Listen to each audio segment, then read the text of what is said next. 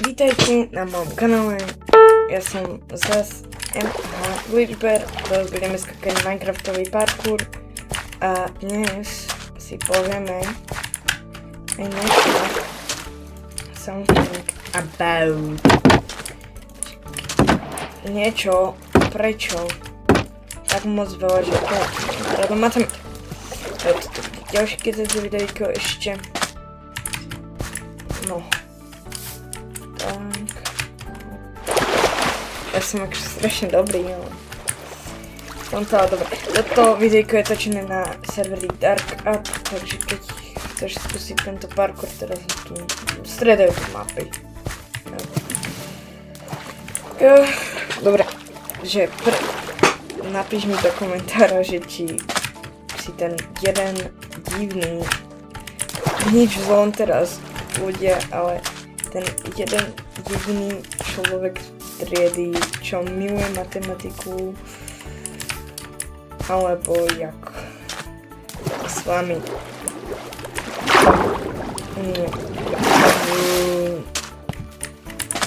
Tak, a ideme si to zistiť na Google.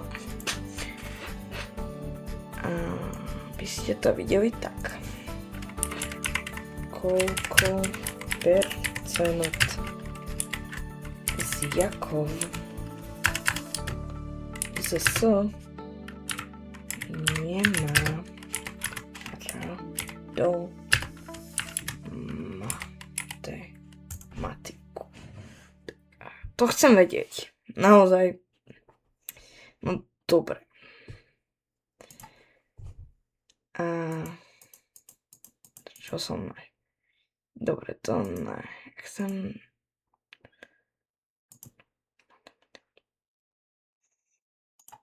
Tak. To skopírujem a pomôžeme si ChatGPT. Sem napíšem ChatGPT. Yeah. Tak. Ahoj. Koľko žiakov nemá rado matematika? Takže. Fúha. No dobre, ideme sa pustiť a pritom budeme skakať parkour. Ahoj. Presné štatistiky o tom, koľko percent žiakov základných škôl, konkrétne na Slovensku, nemá rado matematiku, nie sú publikované v aktuálne dostupných verejných prieskumoch, ktoré by presne merali túto otázku pre slovenských žiakov.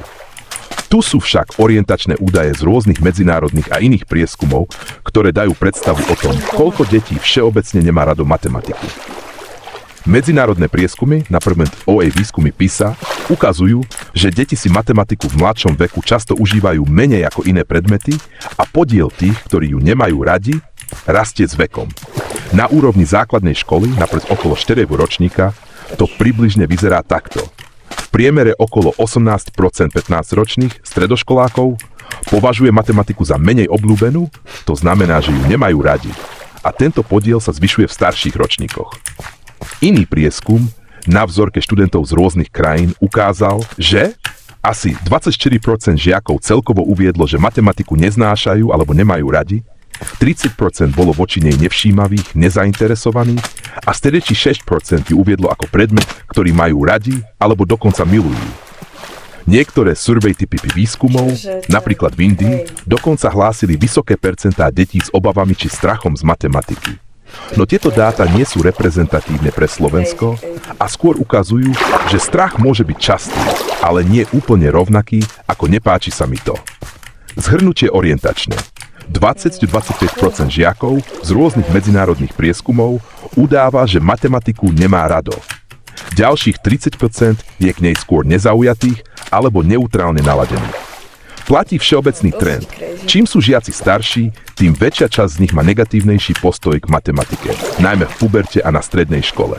Ak chceš, môžem ti nájsť konkrétne štatistiky pre Slovensko, napríklad z projekcie PISA alebo z prieskumov Ministerstva školstva.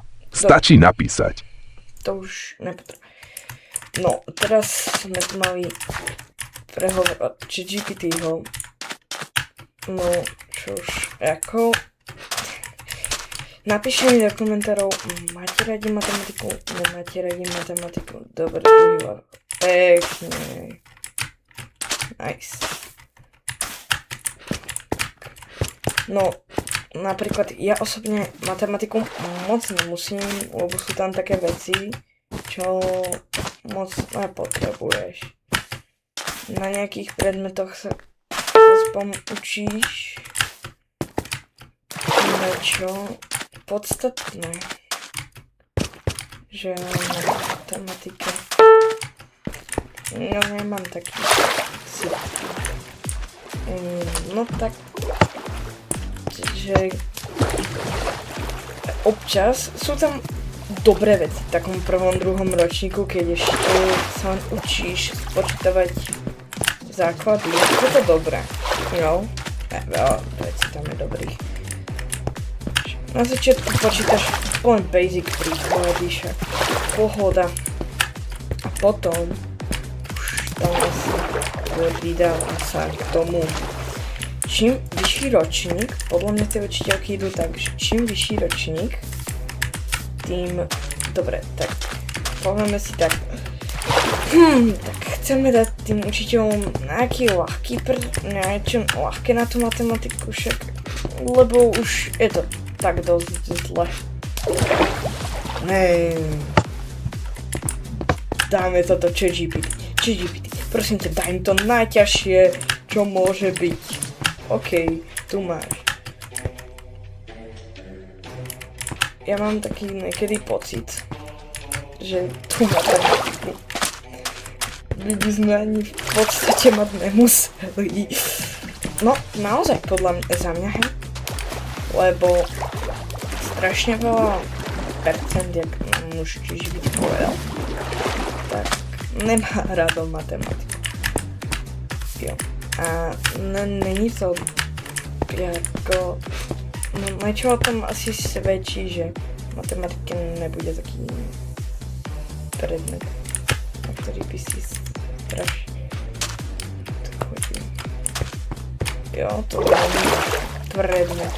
Počkaj. Aha, tam sú čo. Aha. No tak, ale tá matematika... No, zober si to tak. Na budúci rok, tuším. To bude tak, že budú vlastne tie predmety sa niektoré spojá. Že fyzika s matematikou. Úplne dva nezmyselné predmety za mňa. To je až jak základnej školy. To naozaj myslím. Jo, že sú úplne iné dve veci tie predmety. A tie slovíčka už si vieme domyslieť. Jo? Napríklad taká slovenčina. To nevyzerá jak premedný fanúšik ľudí, aby si nenapísal zlé i. Alebo na čo, aby si vedel o tvojich spisovateľoch. Jej. No, ako to aspoň k ničomu sa ti zíde. Tak ako keby. Potom nejaká, čo ja viem, dajme byt. Lebo na takých školách sa moc nezaujíma na také predmety kreatívne, výtvarná, nejaká informatika. No, a táto nová, lebo si myslela, Ježišmaria, táto nová generácia, však oni už sú furt s tými sociálnymi sieťami, Ježišmaria. No dobre, tak im nedáme tak moc hodín. No, o školských obedoch radšej mu nebavím. No, a vlastne sú napríklad aj taká angličtina, však angličtina je hlavný jazyk. My napríklad v našom rozvrhu, možno vám tam dám niekde fotku, my máme, že za týždeň máme len 4 hodiny celkovo angličtiny a 100 biliónov matematiky. No preto to je aj jedna z vecí, prečo žiaci moc nemajú radi tú matematiku, pretože no logicky, keď matematiku máš viac jak nejaký predmet, tak už ťa to potom núti. My sme proste tak bude nastavený. No. tak či tak už teraz idú technológie furt akože dobrou stranou. A máš nejakú kalkulačku v telefóne, alebo niečo proste. Chápem, na čo sa ti hodí, ako počítať desatinné číslo napríklad, alebo ako násobiť, alebo niečo proste. To je všetko strašne pekné, ale potom si zoberieš napríklad že rysovanie trojuholníka. Naozaj, rysovanie trojuholníka. Máš nejaké veci, ktoré musíš splniť a už sa o milimetrík, že reálne mikromilimeter, to reálne existuje, mikromilimeter. Keď sa o mikromilimetrík už sekneš, už je to zlé, lebo alebo niekedy.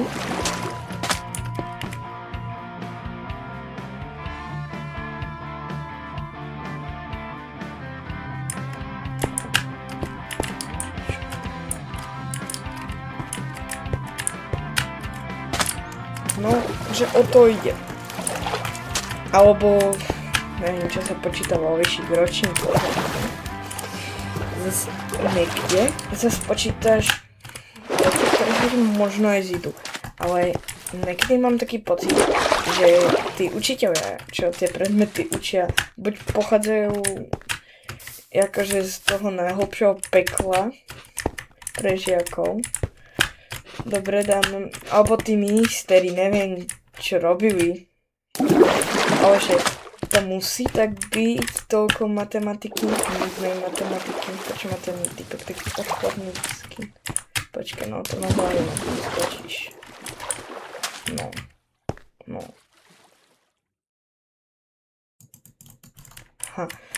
Typek je úplne mimo.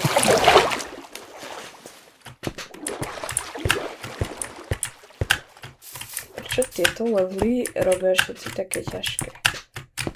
Easy double jump. Tam je jak bariéra, alebo čo. No, ako niekde sa ti to hodí.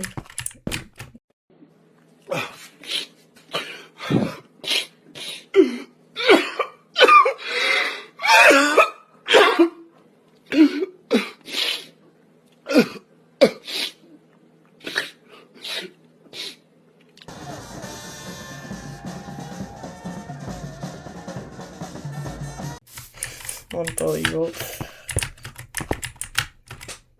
No, o to ide, že ne každá vec. Počkaj, už viem čo. Nejakú trapdoory, to sa dá. Aha, pozeraj. Ježiš. Pozeraj. Ja sa budem dostať tam hore.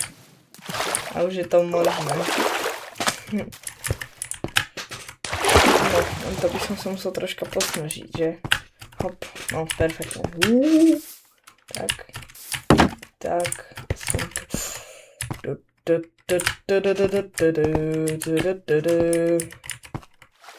Som tu. Počkaj, kade pôjde ten typ?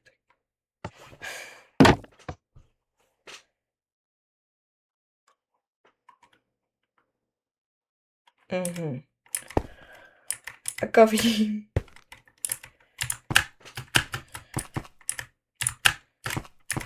Dobre. Hop. Yes. Dal som to. Nice. Mám tento bombičky. Ale dobre. Tak. Tá matematika. Ako tam ten ChatGPT povedal, voláš ako sa aj bojí. Jo. Mikromilimetre. Počkaj. Aha, ty si. Daj mi checkpoint. Dobre. Hop. Kde sa tu ďalej skáče? Ďalej sa skáče.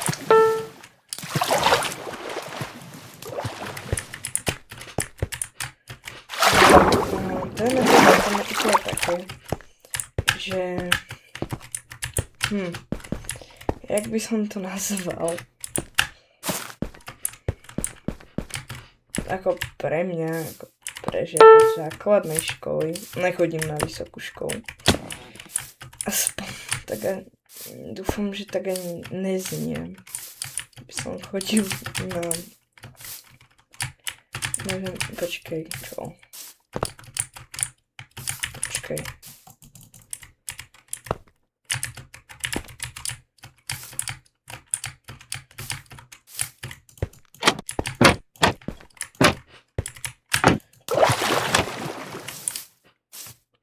Aha, tu ne. A tu je nejaký hard level. Podľa mňa tu je chyba. No to sa nedá preto. Minecraft. Nedá. Ešte tak ďaleko. To je... Dá, dobré. No a nakoniec zistíš, že tie veci Kia idú. Len ty si to ešte nezistil. No, tie veci, na ktoré si tí ľudia, Pythagoras napríklad, úplne nejaký grécky sigma týpek proste. Úplne taký sigma týpek. Alebo však, ne. Viac takýchto ľudí sme mali. Neviem. Nepamätám si ich. Ja už nech sa neznieť jak nejaký oný. A ja už si to nepamätám. Aha, počkej.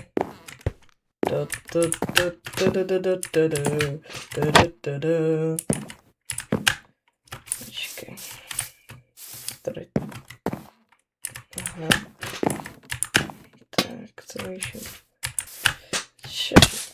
Jo. Takže ma to ešte aj hitlo. Jo. Ja. No. A to je prípad, že väčšina tých pracovných zošitov odtiaľ sú, podľa mňa, ich robí nejaké decko z Afriky. Niektoré tie úlohy absolútne, že nedávajú zmysel. Reálne. No, lenže ten zošit, každý jeden, čo som mal, samý rozpadol. Na pol roka už ten zošit to už je podľa mňa aj na 10 častí, že roztrhám úplne. Lebo tak poviem vám ešte tak na ume. No, že tie zošity ako možno sú aj pekne ilustrované, ale tak či tak každý môj zošit na matematiku, väčšina. Obrázky tam, čo sú ti majú pomôcť niečomu pochopiť.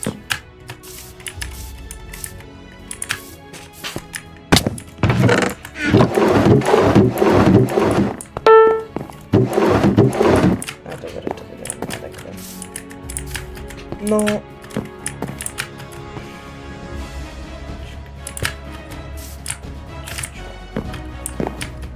Poďaľ to chápe.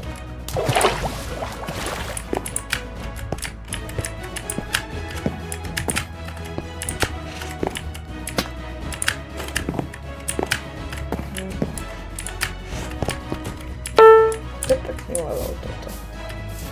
Ty začneš...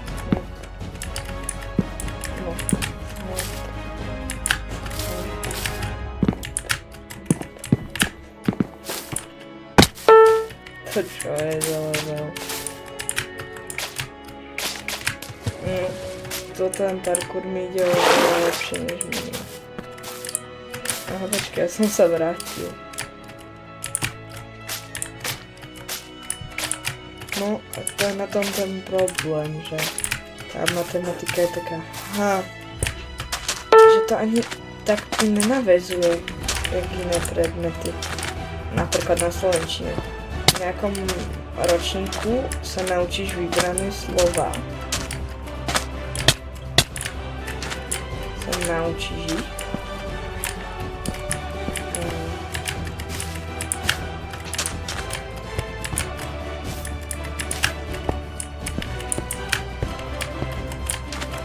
Však to. A pár vecí tam ešte je takých, čo úplne popierajú všetku logickosť. To je strašne, teda potom veľa hovorí. Hej, ale však to je strašne logický predmet, to stačí len rozmýšľať. Neviem, mám pocit, že niekedy tie zadania sú z tých pracovných zošitov, sú aké by to robil ChatGPT proste. Sú reálne, aké by to robil ChatGPT. Reálne.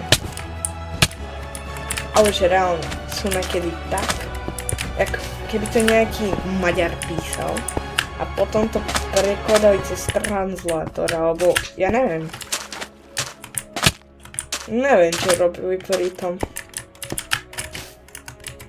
A potom, jo.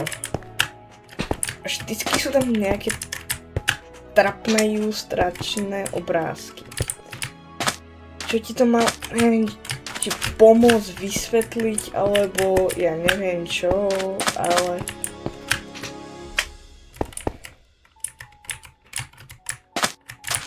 Počkej, čo? To je hard. No, pár vecí tam hlavne nedáva zmysel, jak už som hovoril. Keďže strašne veľa ľudí, jak ChatGPT hovoril, sa matematiky až bojí. Jo, ministerstvo. A tam sa musím podľa mňa dostať. Jo, sa bojí. No. Sú ľudia, ktorí majú mentálne ataky zo školy, hlavne z matematiky. Ježiš, čo bude matematika? Podľa mňa takto niekde aj vyzerá. Reálne. Že Ježiš Maria, my píšeme matematiku. No, hlavne veľa tej matematiky, čo je, tak hovorím z mojich skúseností hlavne, ale že niekedy to mne ako laickému človeku to postráda niekedy logiku. Ale že reálne teraz, neviem. Počkaj. Ja už som tam bol na tom.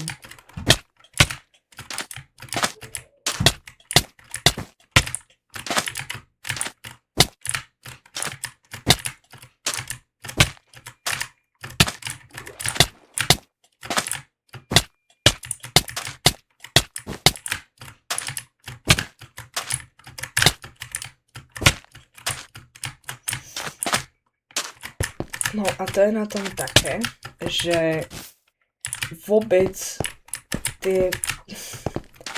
A potom sa tam učíme také niekedy blbosť, ako sú grécke písmená. Neviem, či to vymýšľala dnešná doba niektoré, alebo my sme odkopčili tie slova, ale tak niektoré sú také, že dáme písmenko Sigma napríklad, jo?